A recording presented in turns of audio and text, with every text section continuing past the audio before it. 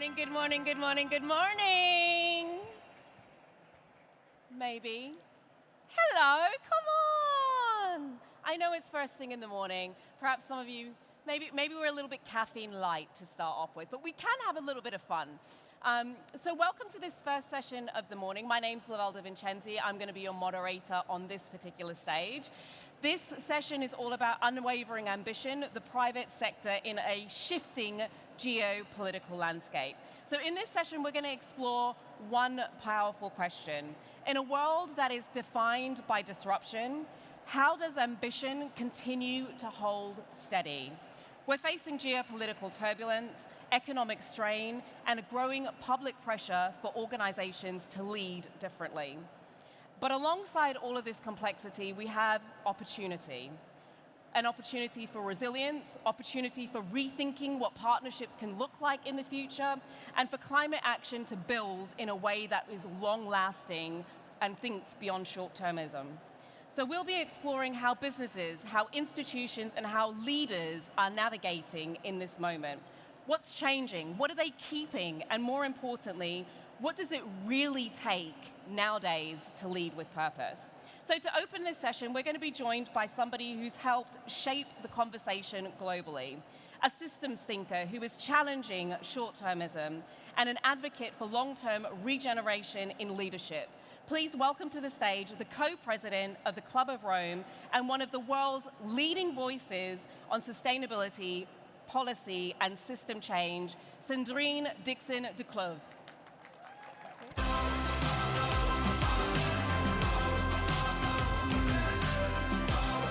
Okay, first of all, I'm so pleased that you're here, because I thought I was going to be doing this alone. I'm going to get you all to stand up, if you may. We're going to do a bit of a standing meditation, but it's not going to be so meditative, but it's going to set the tone. So I all want you to close your eyes and visualize that you are walking down a street. And you're not hearing so much noise because actually there are quite a few electric vehicles that are driving by. As you walk down this street, however, all of a sudden you see in front of you a person who jumps out of an autonomous vehicle or an Uber into a shop and steals about $1,000 worth of goods. And you're thinking, oh my God, where am I? And then you continue and you stumble over something and you realize that it's a homeless person. And then you continue and you see that that homeless person is actually using drugs, using heroin, and it's all around them. And you're wondering, where am I? Where is this horrible, dystopian place that I have found myself in? And now you can open your eyes. Does anyone know where you are? Anyone hedge a guess? Call it out. Okay, Aron, do you know where you are? San Francisco. San Francisco, and this is why I want to talk to you today about what does it mean to have unwavering ambition, because San Francisco in the 80s is where I grew up. And in the 80s, the unwavering ambition, and yes, you can please sit down, was about making profit. The unwavering ambition was focused on ensuring that actually individual companies could make as much money as they possibly could through the dot-com boom. What happened is a housing crisis. What happened is the largest amount of homeless. What happened is mental illness. Because what started to happen is the chasm between those that had money and those that did not got bigger and bigger and bigger. And so if we're talking about unwavering ambition in today's world, we're talking about, do we continue to grow this dystopia? Or do we actually use this as the fastest, greatest, positive economic transition in history? Through mass movements and political progress, not regression. By looking at market forces and technological forces in a very different way for people, planet, and prosperity.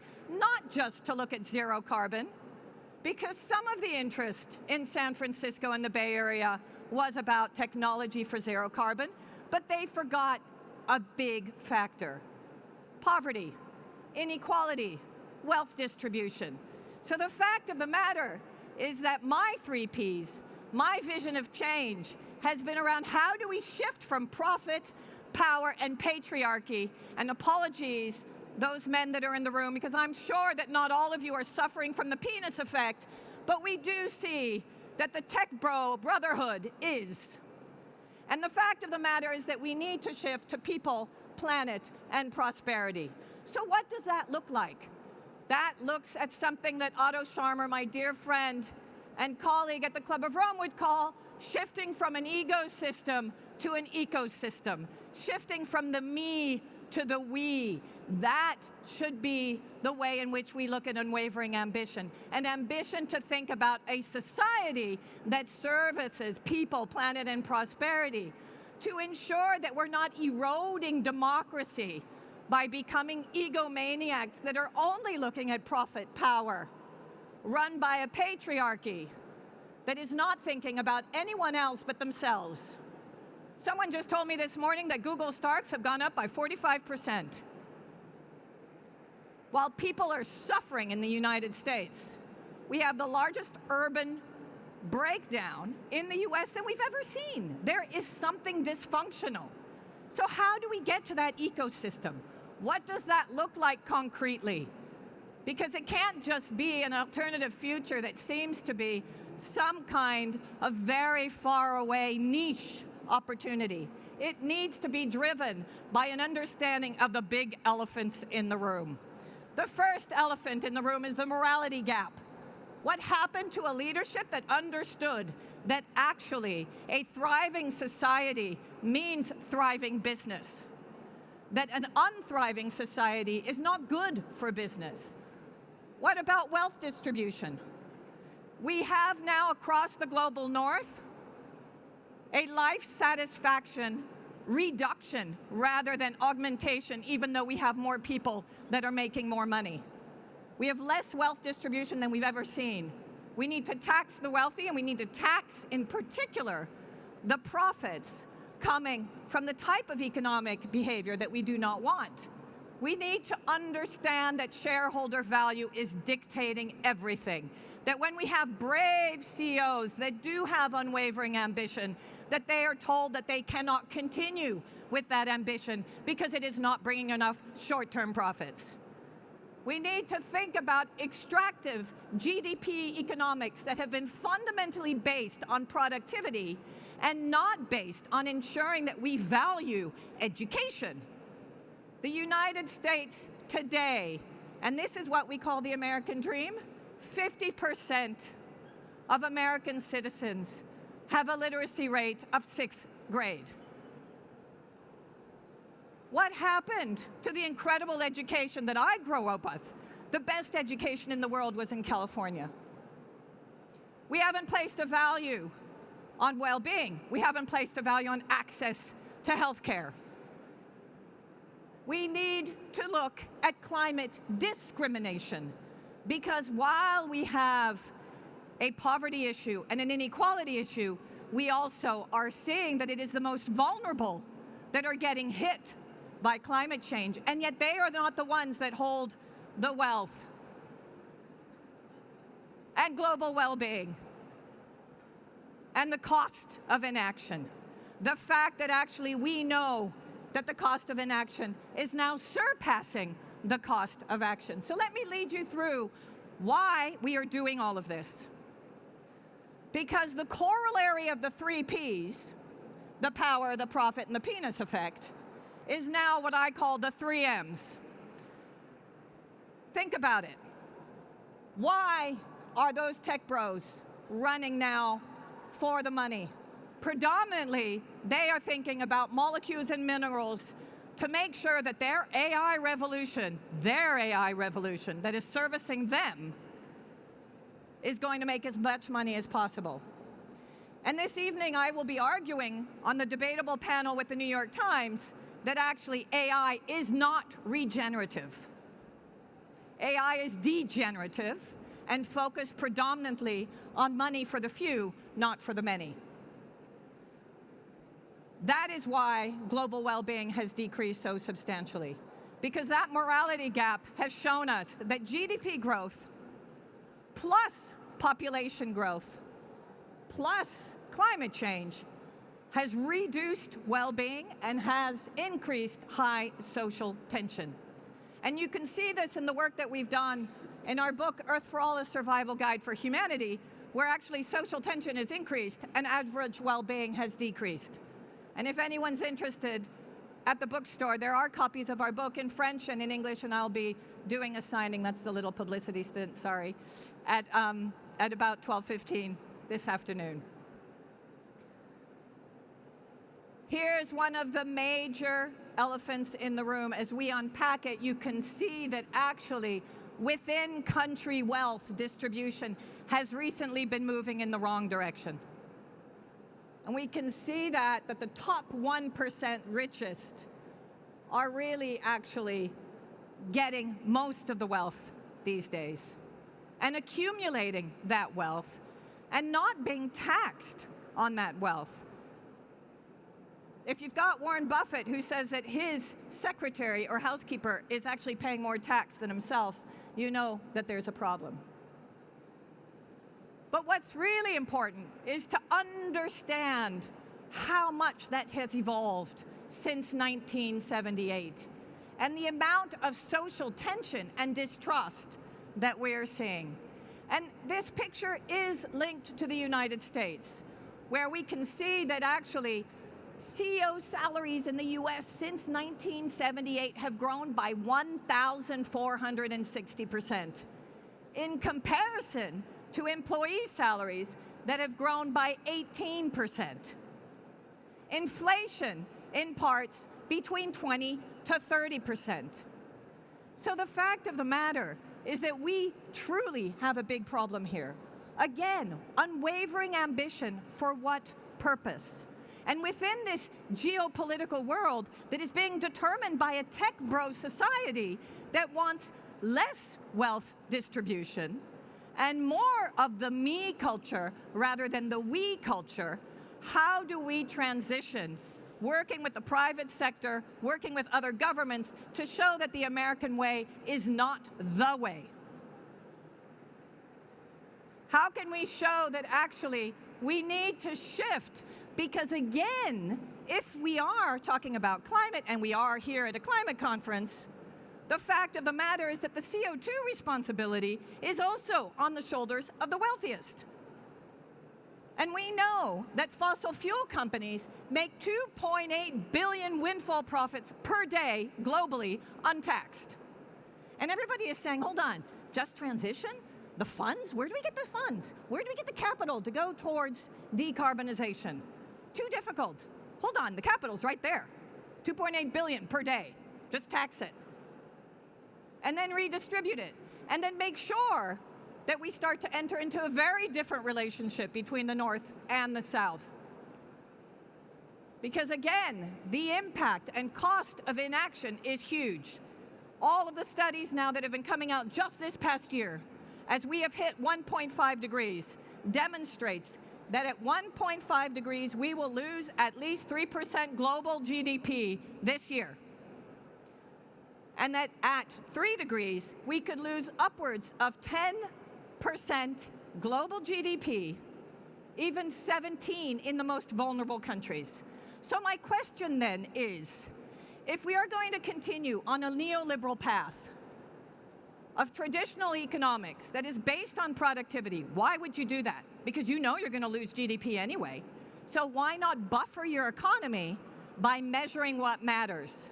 Starting to have a much more robust value chain that takes into consideration externalities. This is what our unwavering ambition should be. To understand how, number one, we preserve democratic governance, and that we meet basic human needs.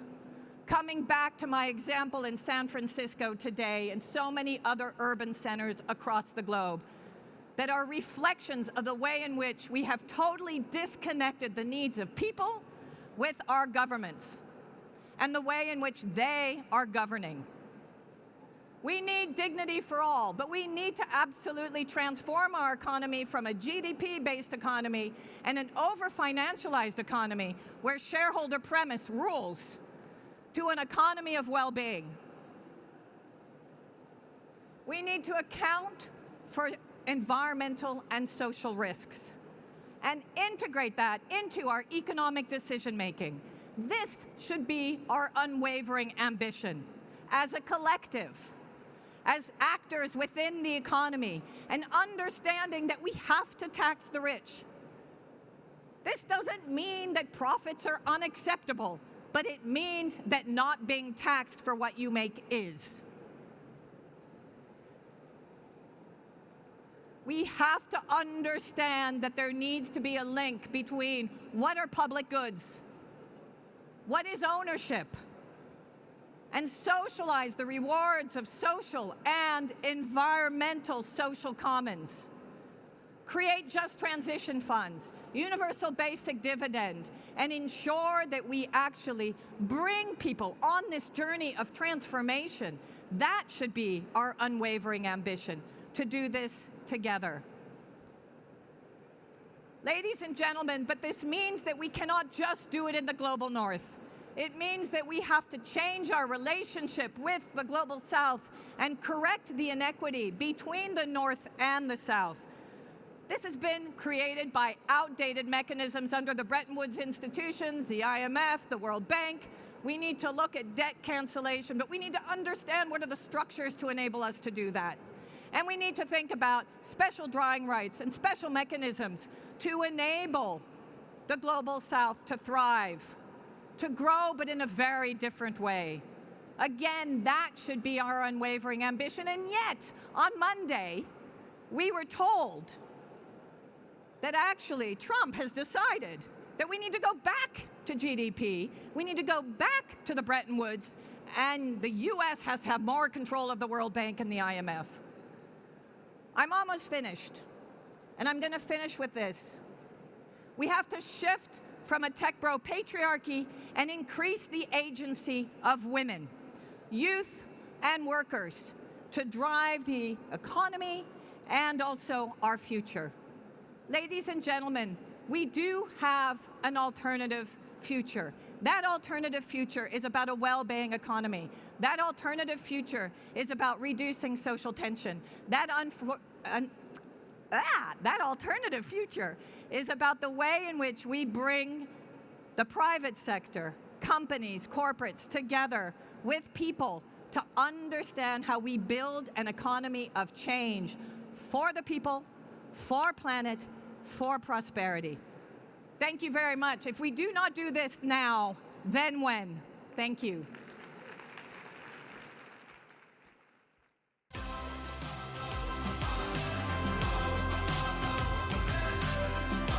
Thank you so much, Sandrine.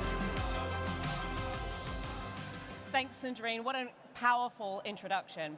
But before we continue on to the next bit, we're going to take a little bit of a short pause. Not a break to get up and leave, just a moment of reset, a moment to breathe and to come back to this conversation in really powerful presence. So to guide us through a very short energy shift, please welcome to the stage from Green is the New Black, Paula Michaelis. Thank you so much. Hi, everyone. Good morning, everyone. How are you doing? Good? Okay. So this morning, I'm here to talk about power, right? And I'm sure you came here to this summit wanting to project your power, wanting to be seen as influential, as powerful, right?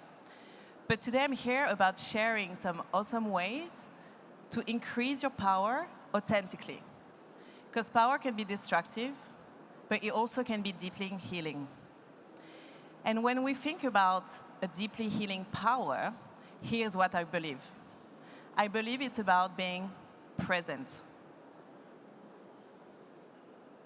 And often in this world, we're trained to just project something, to lead the narrative, to control everything. We're trained to be a leader only. And we forgot that to be a leader, we have to be present to ourselves in order to learn how to be led as well. So in a moment, but not now, I'm going to get you to stand up, take a deep breath, turn to someone you don't know, and you're going to choose the role you want to have. Either you're going to be leading or you want to be led. Okay? So here you go. Stand up.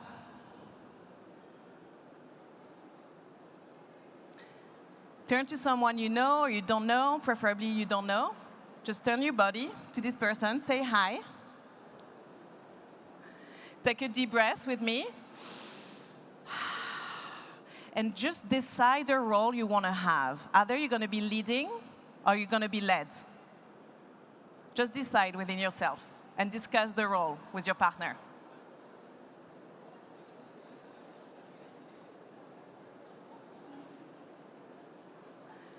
Okay, so now you have your role, and you're just going to simply, it's very simple but very powerful, and that will increase your power and your presence for the rest of the day, okay?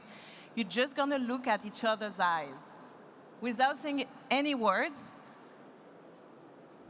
and just be in your power, in your presence, either as the leader or the person leading. Just do it. I know it can feel uncomfortable. You might notice some sensations in your body, in your mind. Whatever it is, it's all good, all fine.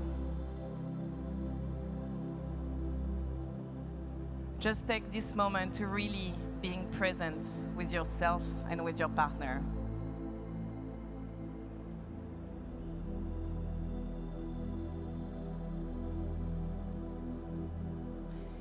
In this world, we're not even looking at each other's eyes. We just forget. We have our own agenda. And here's your minute to just change that and increase your presence and increase your power.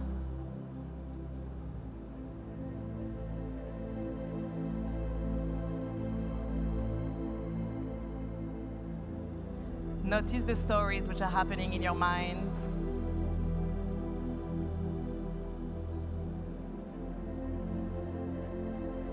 You might be smiling at yourself, at the other person. You might be uncomfortable or freaking out. That's all good. For once in your life, you're just being present with yourself and with the other person.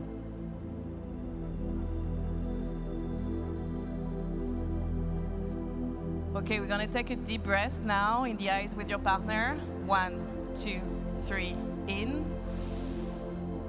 and out. And then the last one, in and out. And if you feel the call to, you can just thank your partner, maybe hugging your partner.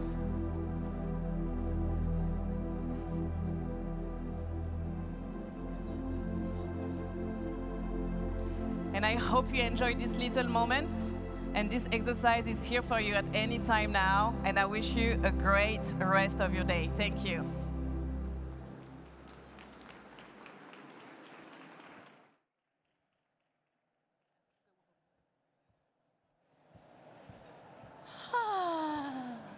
Does everybody feel zen and ready for this next session? Because we're about to get into a juicy conversation. We've taken a moment to look at the bigger picture, and now we're getting into what it means on the ground when it comes to moving forward. Because the pressure of that organizations are under right now is incredibly real. The political shifts, the market uncertainty, everybody essentially pulling companies in different directions. And through it all, businesses are still expected to lead. So, and to hold the line, to make the right calls and to make the right choices. And this conversation is looking at how businesses are navigating that space in real time right now. I'm going to be joined by 3 brilliant panelists. The panelists for this session are the CEO of Rexel, Guillaume Texier, the chair of the executive board of KPMG, Guillemot, and the President and CEO of the Business School for Responsibility, Aron Cramer. Please welcome them to the stage.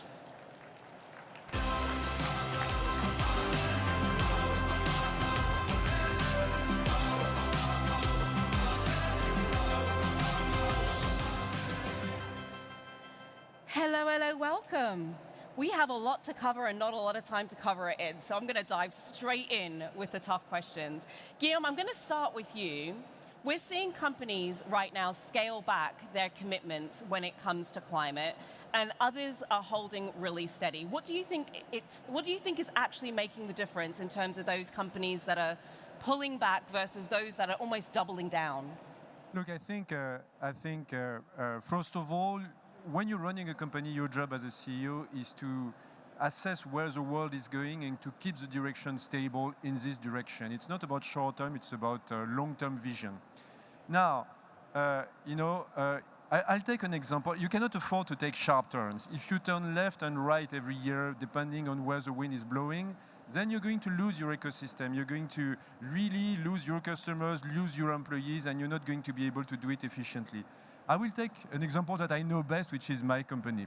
We are the middleman between, Rexel is the middleman between the manufacturers of electrical material and the installation ecosystem, small electricians, big electricians. And our role in the energy transition is to move them, to convince them to push photovoltaic panels, to push heat pumps, to push sensors, etc., etc.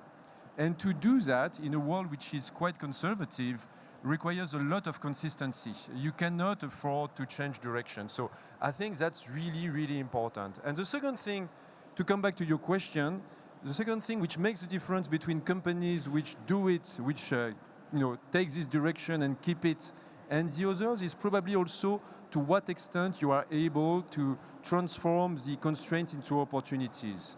And for us, it was relatively easy. We were in the middle of the electrification ecosystem, right from the beginning. So obviously, it is in our best interest to continue to push in this direction.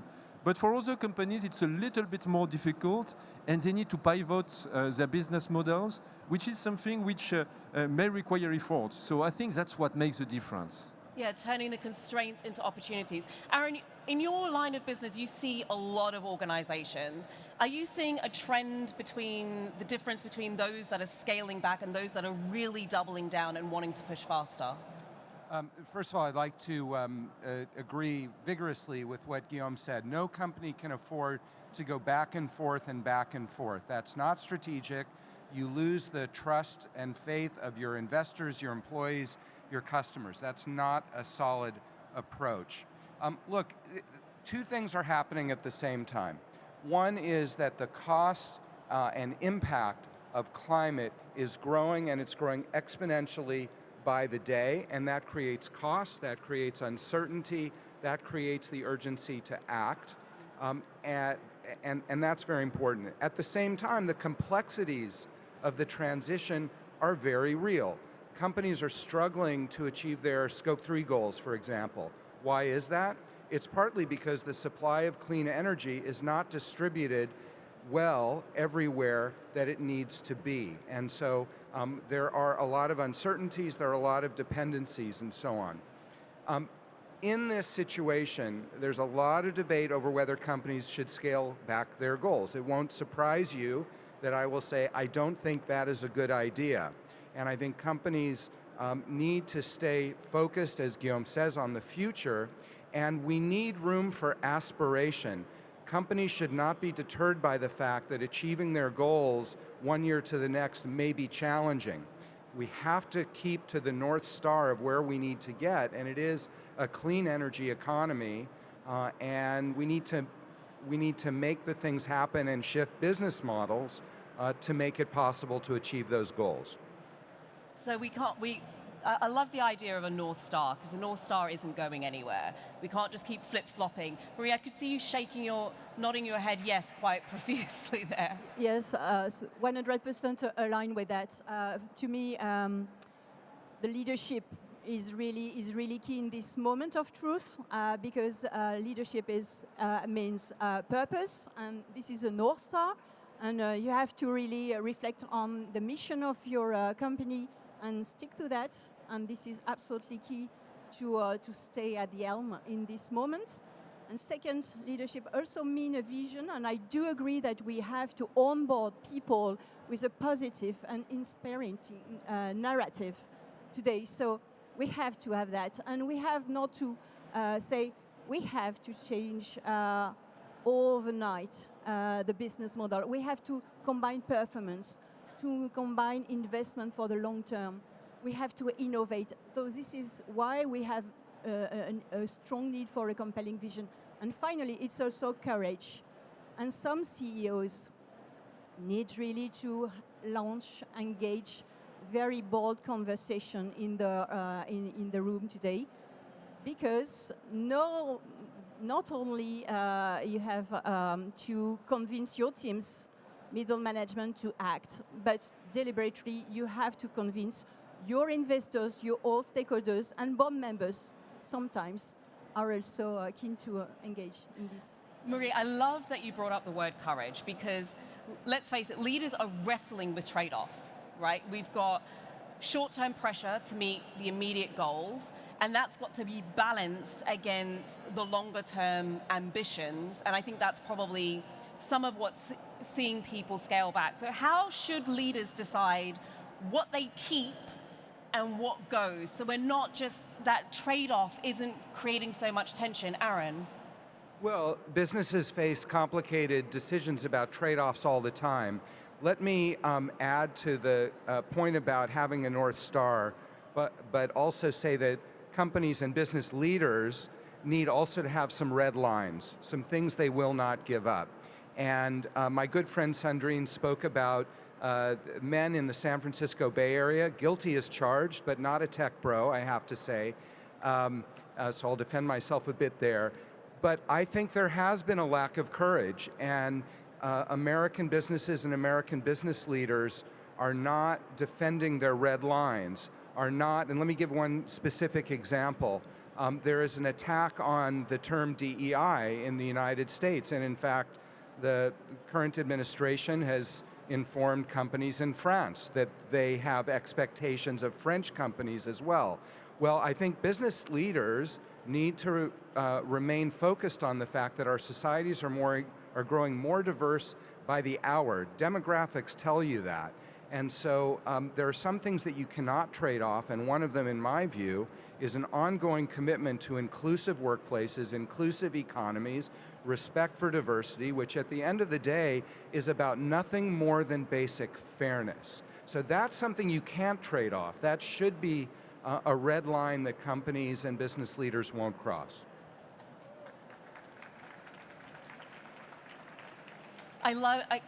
Red lines, I think, are super important, and I love that you bring that up. When there's a trade-off, the first thing is, what are the red lines? Marie, what do you see when it comes to these trade-offs? How do business leaders make those decisions? Well, they're used to face and to address dilemmas. So today they are really critical. It's not only to do what is right and what is appropriate based on your red lines and your purpose-led strategy, but it's also to ensure resilience and performance for the future.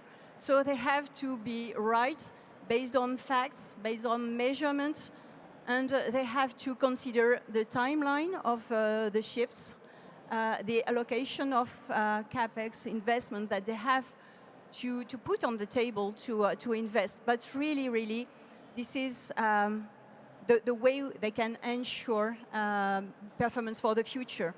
It's costly today, but it would be even costlier in the future.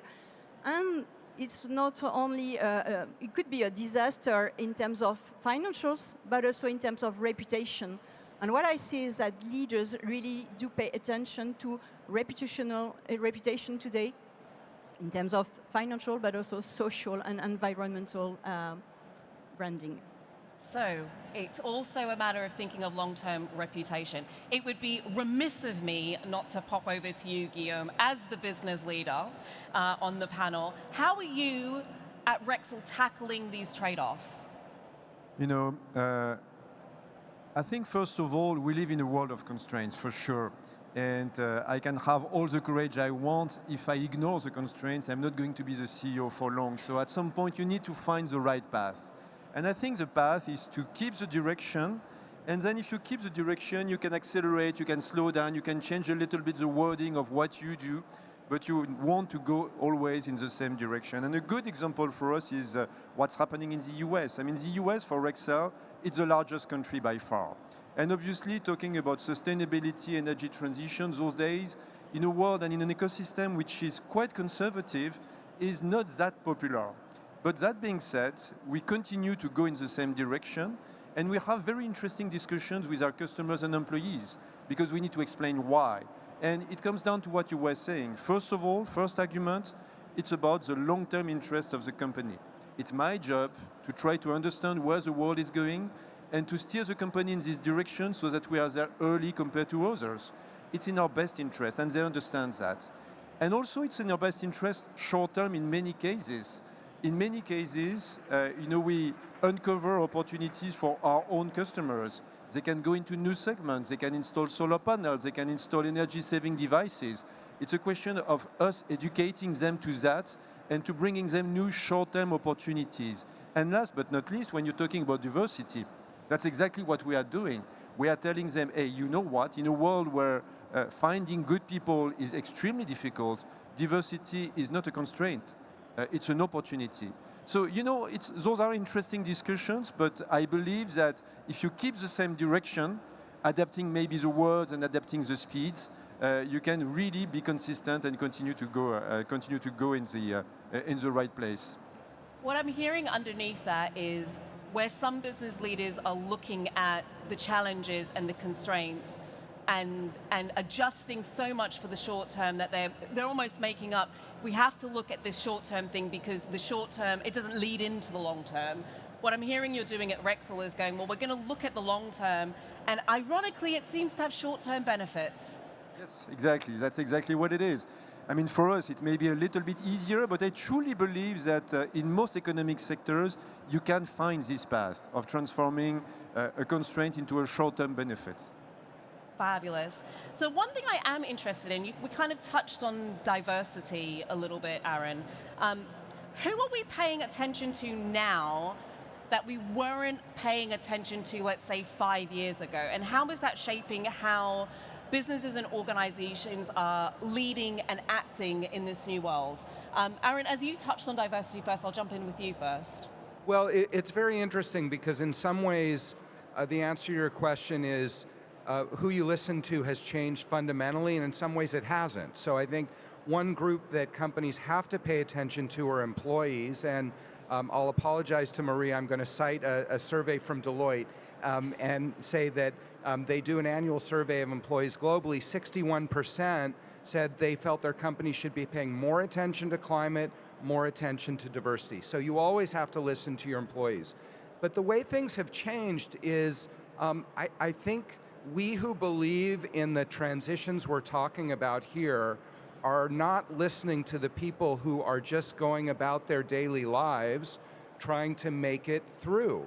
We talk a lot at events like this about the so-called real economy, but that's language that doesn't resonate with real people. And so I think we have to do a much better job of making this very simple and tangible, whether it's diversity, whether it's climate, whether it's water, whatever the issue, and make it real so that people can see themselves in the transitions that we're talking about, because all of the data that Sandrine showed, I think, comes from the fact that the average person doesn't see themselves in the world that we all believe in. So we have to do a better job of listening to them and then communicating effectively in real language for real people. So we need to adjust our communication styles to connect with people's real lived experience rather than assuming that everybody's got the same background. Marie, what do you think? Are you seeing that new voices are coming into the fold as part of the dialogue that weren't there years ago, that we were just kind of brushing over? Well, 3 years ago, KPMG adopted a purpose-led status for its action and strategy, and the first pillar is talents. And for sure, it's obvious in a people business, but this is where we really listen more to the next generation of our people, of leaders, and my team is here in this room, and I'm very proud of this initiative, and it changes a bit the way we look at the talent experience at KPMG. What I want to raise here is where we put more attention to in terms of clients. And today we see that many COOs in the companies are really facing huge challenges, not only because of supply chain shocks, but also energy transition, but also new ways of sourcing their materials and so on and so forth. So we really work side by side with them because it's so challenging today. Second is around AI. And Sandrine mentioned that it's not really, might not be the good way to do it, but AI could also help our clients to reduce the energy cost. So this is a way to decarb, but also a way to be more performance, to gain more performance. And third is on HR, and the HR piece is really critical. When you have to undertake a profound transformation, you have to define an appropriate change management program with the right timing, the right speed, the right positive narrative. You have to onboard people.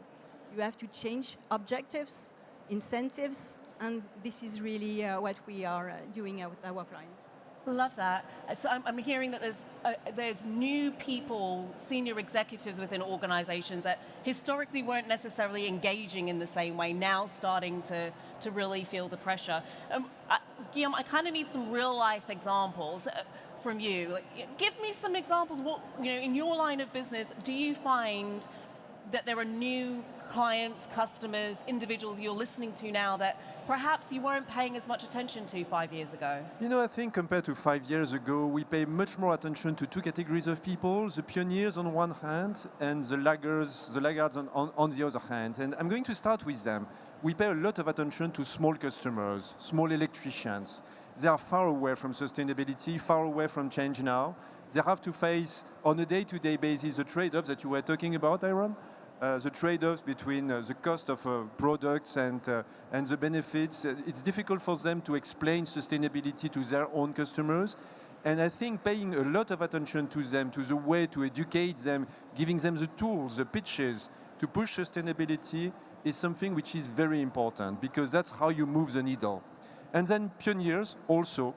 In our ecosystem, suppliers are very important. And what we do is we look at the suppliers, those suppliers who are really in advance, pushing the agenda of sustainability, to try to partner with them to set an example. And many of them are here today, but we need to set an example. So you have to do both. You have to work on both extremes, on the laggards and the pioneers.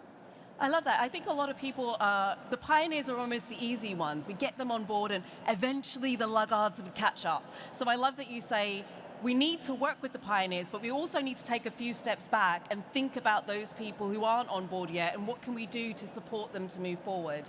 I kind of want to end with shifts that you're seeing in the market, and Guillaume, I'll start with you. What's one decision that you've made recently that shows how sustainable thinking is changing within your business? Look, I want to finish this discussion on a note of optimism. One thing which has been very impressive to me is that we have put on the market a tool for our customers to measure the carbon impact of what they are buying. It's not just an Excel spreadsheet. It's using a little bit of artificial intelligence because the data very often doesn't exist. So we have to approximate it, etc. And what I find very interesting is the success of this tool. Many large customers, large corporates, are embarking on that because they have their own personal commitments, corporate commitments on scope 1, scope 2, scope 3.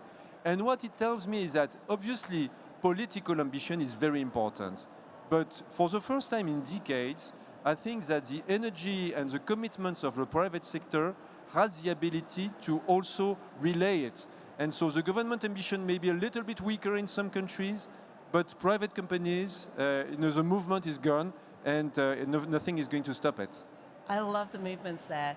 Aron, what are you seeing in terms of what's the big shift that you're seeing is happening in organizations right now?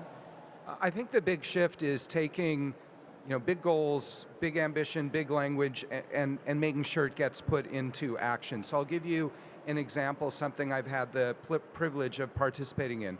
Volkswagen has long had an external advisory board, and they would come in and meet with the board and talk about the broad direction of the world. And some new leadership came in and said, we don't really need that. We know what the broad direction is. So they've created a new model, which I think is really interesting, which has 12 of us on 4 different issues, working with 12 people internally. So it's much more practical, it's much more operational, and yes, the vision is a part of it, but as the saying goes, a vision without a plan is just a dream. This is an idea to turn the dream into reality, and so I think this speaks to a shift that we're seeing with a lot of our member companies, saying, okay, great, we've got our big goal, let's get after it. How are we actually going to do it? And that's essential. Get moving to implementation, baby. If you weren't there at the opening, you won't get the joke. Anyhow, Marie, what about you? What's a big shift that you're seeing? I think the biggest shift that I see is that sustainability and the shift in business model is not a standalone shift. It's more, it requires more cooperation across value chains. And we see really industry leaders really committed to action, committed to implement this, not only for their own corporate, but their ecosystem. And this is where I see the best impact coming forward, because they would bring all the industry value chain on board, so provoking a speeder shift. So we're moving to a much, much bigger shifts where we're not just looking at sustainable business models and climate as 2 separate things, but integrating those 2 things, that sustainability is part of the business model. Yes, and integrating all the players, not only the leaders in the value chain for the industry, but also the people upstream and downstream. What a fantastic shift to see. I wish I had more time with you to ask you yet more questions. Please give the panel a warm round of applause. Thank you.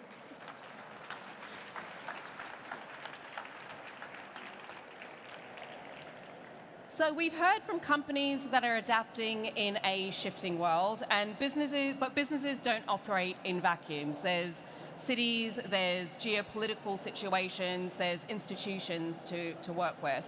Businesses are shaped by climate, politics, migration, food, water, and our next guest has spent her whole career connecting all of these dots.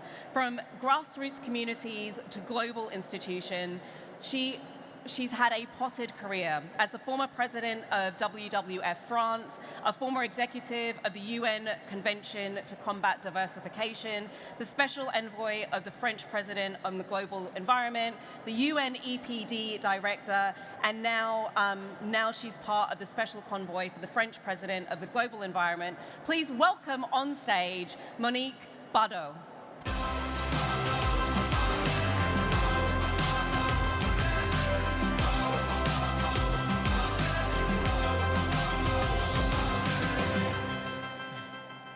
Hello, Monique, how are you doing?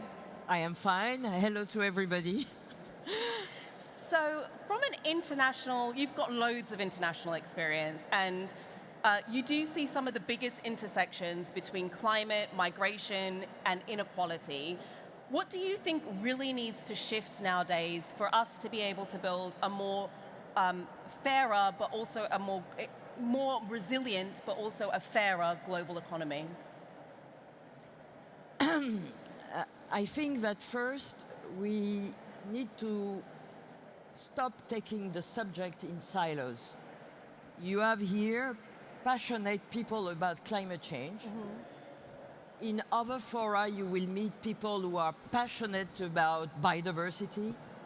And in other fora, you will meet passionate people about development. And if we do not want to look at all those questions going together, then we are always missing. Let me give you an example. 10 years ago, there was a mechanism being created in the climate convention called the REDD mechanism. It was the protection of forests for climate change. 2 years after, they were obliged to add a plus, so red plus, because they forgot that there was biodiversity in the forest. And then 2 years after, there was a second plus added because they forgot that there were people also living in forest. And that altogether, it makes another story. If you take, for example, the question of food security, land, climate, you get to another story. For example, we noted that in Africa, in 2012, there has been a big food riot because prices went very much up. They went up because land could not produce anything. So we did a statistic at the time of a certain number of things. And what did we see? Is that the same place where you had desertification, you had those food riots, and those were also the place where Al-Qaeda was present. And the three maps were just matching each other. And so here you see the links between all those subjects that you need to take all together. At the same time, if you keep on into the positive aspect of the story, is that restoring an hectare of degraded land in Africa is very cheap. It's about between $500 and $1,000 the hectare. Just to give you a comparison, a migrant, an illegal migrant in a camp in France, in Italy or elsewhere, costs 45 euros per day. Per day? Per day, and usually those illegal migrants stay in those camps around 18 months. Make the calculation of what it means in terms of money which could be available to do, for example, new system of agriculture in those countries. And so, the reality we see is not a fatality. It's also the way that we want to design and how we look at the different things and the different budget in all our government. There's so much in what you just said to unpack, so much. So the first thing I really heard in what you were saying is we can't be looking in these silos. We're looking in silos, we fix one problem, and then we realize, oh, who'd have thought that forestry and biodiversity would be linked? Oh, wait a minute, there's people that live in these places. So we can't just bubble it into a single bubble. We actually need to be thinking a lot broader as we move forward.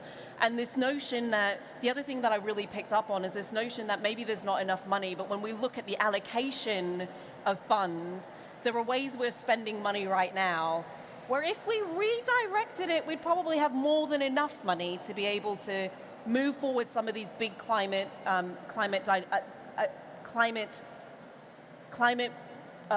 what's the word I'm looking for? Initiatives that would move things forward. You've been doing this work for a while, so you've got lots of examples of transformation at scale. For example, some of the work that you did in Niger and in Inner Mongolia. Can you maybe share some examples that you can show us what's possible, the art of the possible when businesses, communities, and policy come together and we can get it right? Yeah. Again, to have this discussion, you have to understand that in many parts of the world, the question of climate change is not the question of energy choice. It does not really matter what kind of energy you have. The question is the question of how you can make a living. And For example, in Niger, the government of Niger a few years ago developed a policy called Nigerian feeds Niger. In French, it's nicer because it's free aid. Les Nigérians nourrissent le Niger. On that initiative, they restore in the zone of Zender 1 million hectares of land, which they planted. Today, Niger is a net exporter of food from that region. So you can take the worst part of the world and again make something out of it.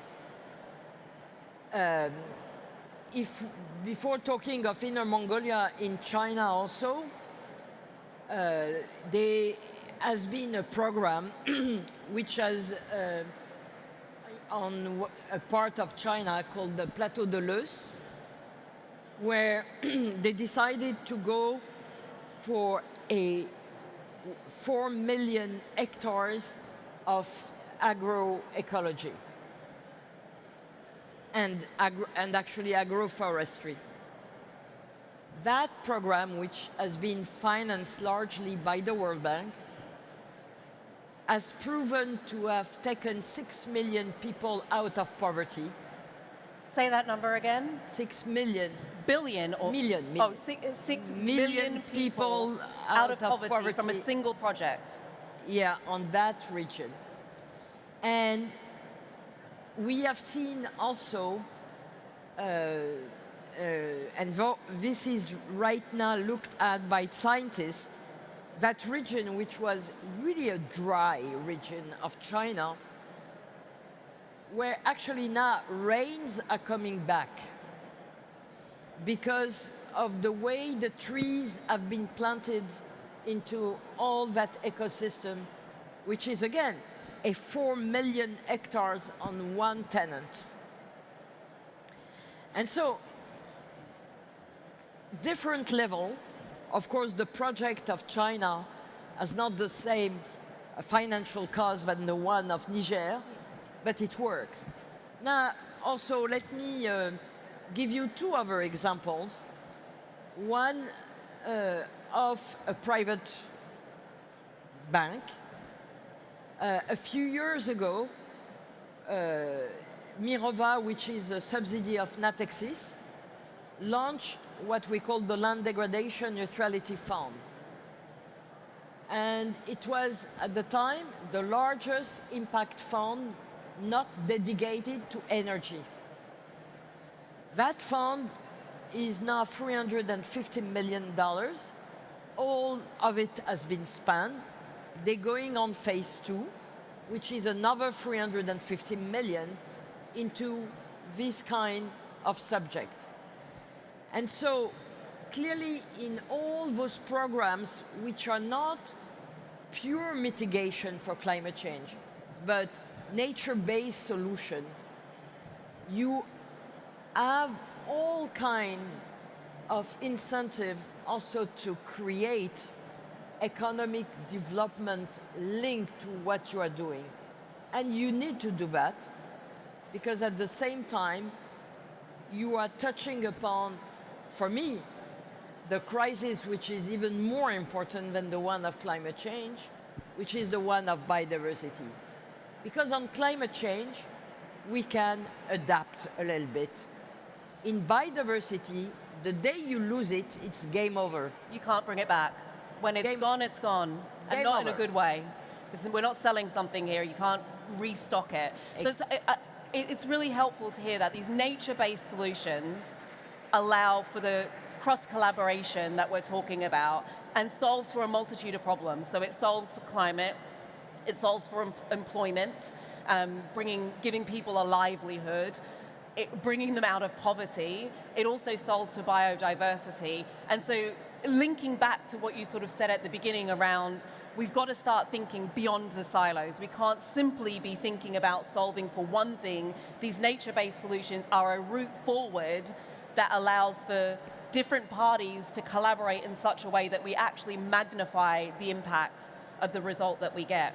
We've covered a lot as we've been speaking, from geopolitics to various different land partnerships.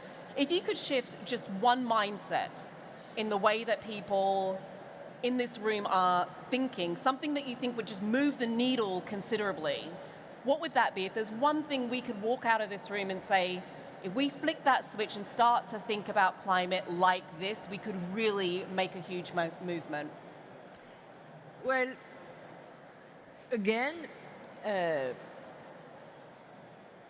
it's true that the starting point of the climate problem has been the way that we in Western countries have been developing. But that's the past. Now we should really be in what is our reality and what are the trends of the future. And for me, the main efforts on mitigation should not be in our Western countries anymore, except for the US, which is very late. But Europe altogether only weighs 6% of all the emission. You have big emergent countries that we need to help to mitigate. This is where mitigation should be. In countries like ours, France, but it goes also very much for all the rest of Europe, we need to take measures on adaptation.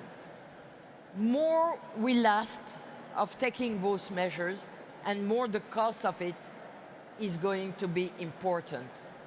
You need, clearly, this should be where we put all the efforts today in our countries. And then you have all the rest of the countries, which is a large majority of them, which are very vulnerable to climate change. And forgetting them is putting a security risk on the head of everybody. So, forgetting Africa, forgetting small island states is clearly creating a security question which is going to be unsolvable if we don't have them. Just to give you an example on that, I did a few years ago a study with the British Army on climate change in Africa and consequences. And the conclusion of that studies were that if we were not doing anything now, by 2045, there will be 60 million of Africa in obligation to move. Wait. So if we don't do anything in 2045, 60 million of Africans will have no choice but to migrate somewhere else. Exactly. From the That's a lot of people moving. Yes, and so when you think that today we are in a turmoil because there is 1 million people at our doors, imagine what we are talking about. And also, imagine that today we have maybe 1 million at our doors. But the most migration in Africa today is inside Africa, creating huge stability problems in different countries. If you look what's happening between South Africa and its neighbors, if you see how many millions of migrants have been stopped in Morocco, for example, and so are there today, and the different movement between countries like Nigeria, Chad, all those countries, creating a huge instability pole. And we should not really imagine that is not our problem. It's going to be our problem. And so there are 3 different types. Again, to summarize, here in our Western European countries, adapt. In big emerging countries, help them to mitigate, go for huge technology transfer there, and in the vulnerable countries, make sure we give them